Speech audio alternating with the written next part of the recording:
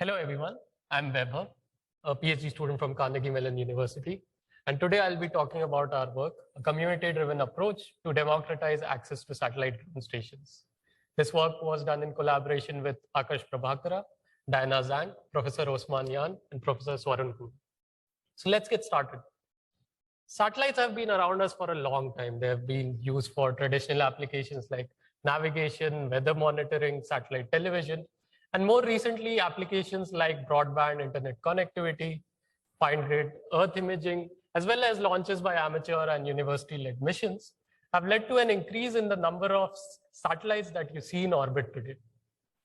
In fact, this increase has been brought about due to a variety of factors, two major of them being reduction in launch cost due to ride-sharing programs, as well as miniaturization of the satellites themselves.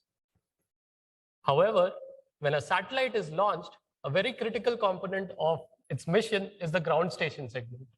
In fact, in a report published by NASA showing major causes of small sat mission failures, it was found that although many satellites tested well on ground through rigorous testing, when they were put into orbit, they could not connect to any of the ground stations. This could have happened due to many reasons, but one of the major reasons they told was that the ground station placement as well as design was not correct. So ground stations are indeed critical for ensuring good satellite signal reception and often requires immense planning as well as specialized hardware. And anything that requires specialized hardware often requires significant investment. So let us now try to understand, why do you need specialized hardware to receive signals from satellites? So satellites are far away. Low Earth orbit satellites, which would be the focus of this talk, although are closer than the traditional geosynchronous satellites, are still 1,000 kilometers away from us. So any signal coming from them incurs a huge path loss. Imagine trying to communicate using a cell phone sitting in Boston with a base station in Pittsburgh. It is obvious that you would require huge gain at the base station in Pittsburgh to compensate for the low gain of the transmitter at Boston. The second factor influencing ground station design is the nature of the orbit itself. So most LEO satellites are launched in a polar orbit, and they go around the Earth very quickly in around 100 minutes. So the figure on the right tracks the satellite as it goes in a polar orbit around the Earth. You can see that it doesn't visit a particular location more than 3 to 5 times a day, and each visit lasts around 10 minutes. So these characteristics of the satellite, as well as their orbit, are the reason why you need specialized hardware. And this specialized hardware often manifests itself in the form of huge ground stations that you would have generally seen deployed on top of hilltops or on top of the roofs of tall buildings in urban areas. Why do we need an elevated space to deploy these? As I told you earlier, the signals from satellites are already attenuated. You don't want any structure around them to further obstruct and degrade the signal quality. In the context of LEO satellites, these structures also need to be equipped with a complicated rotating mechanism, which can help them to track the satellite and point the antenna towards them. In real life, these structures look something like this and have the corresponding cost and space requirements. Note that the cost that I have shown here does not include the cost of finding as well as maintaining this elevated space to deploy these structures in the first place. So when I started working in this space, every time I wanted to receive a satellite signal, I had to drag a cart full of equipment from my lab to the nearest accessible rooftop on campus, deploy, set this whole setup up, receive signals, and then carry back this equipment to the lab. Then we thought, okay, if more people in our community were interested in receiving signals, and exploring new applications in this exciting research area, this method of accessing data needs to be simplified. So other people are also thinking about this problem. There's been this evolution of ground station as a service where other players have deployed ground stations for you at different locations on the earth, and you could rent ground stations from them and listen to your favorite satellite by paying a fee.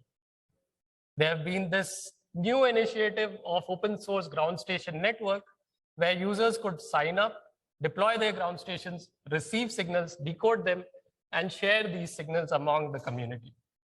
While the first approach of ground station as a service is great for enterprises to maintain global coverage of their satellites, it is still expensive for amateur enthusiasts and student researchers like us.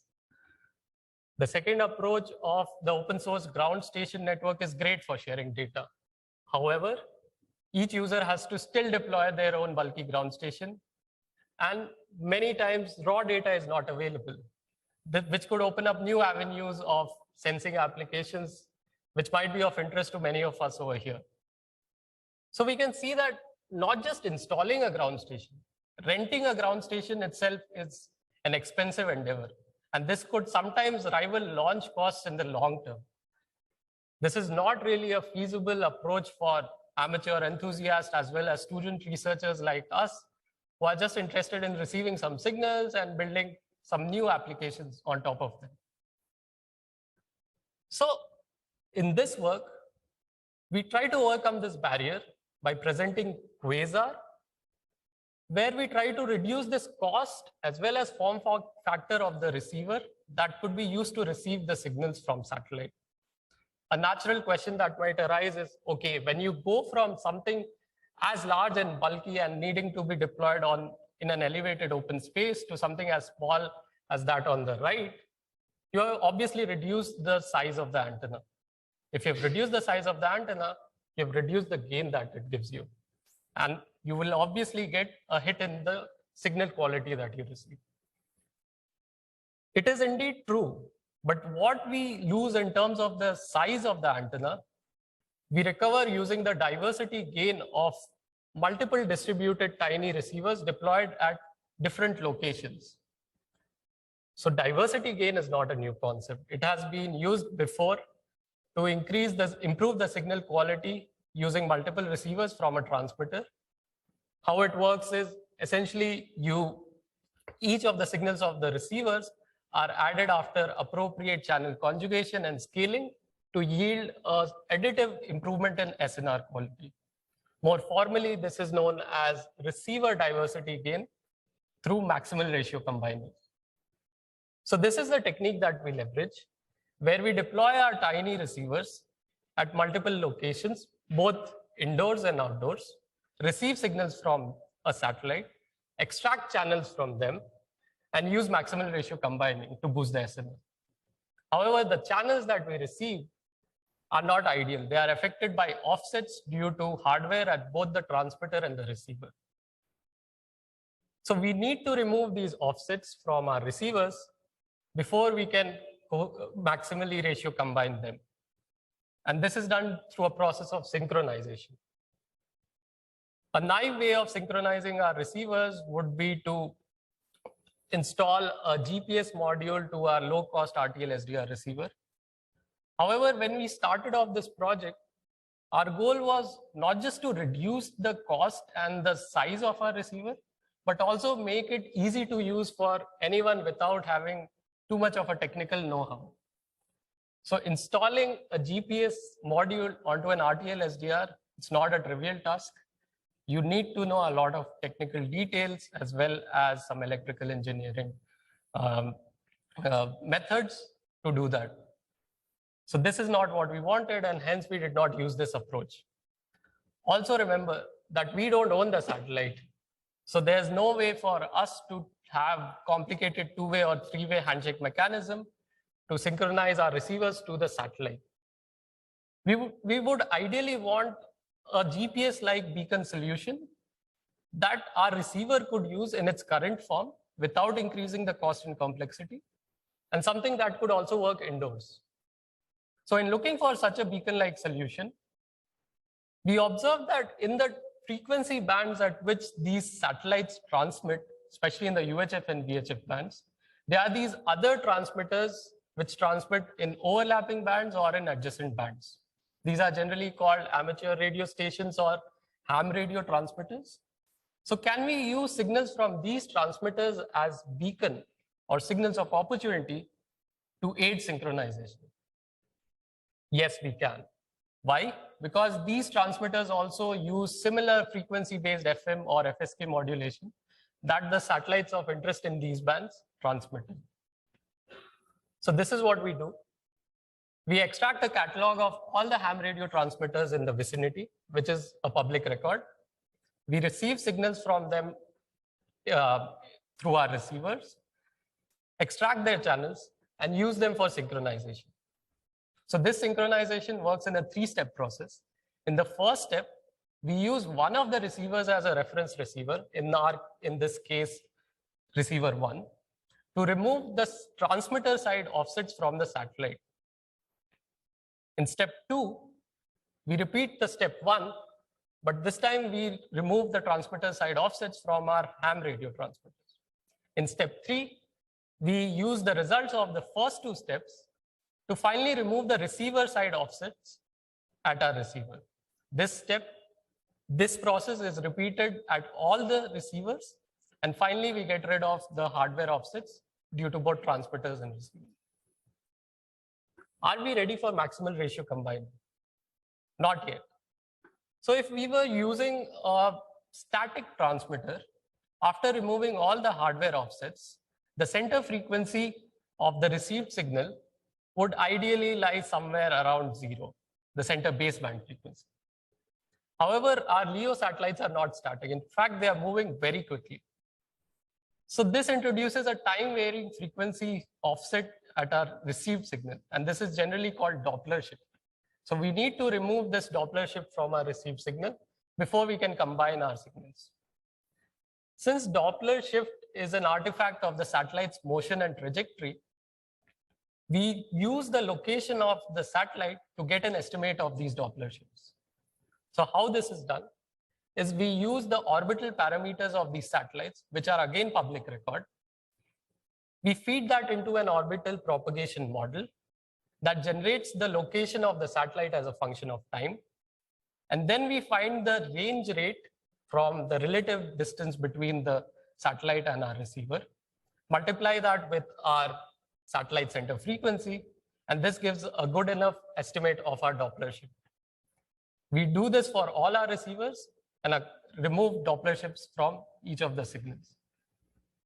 In our paper, we also highlight some of the techniques of antenna orientation and placement, which are essential for optimizing signal reception, especially indoors, and also some methods to reduce the amount of data that we need for combining the signals, since we are using multiple receivers.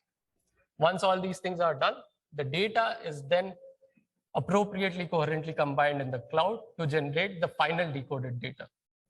In the interest of time, I would skip these techniques, but encourage the audience to read our paper.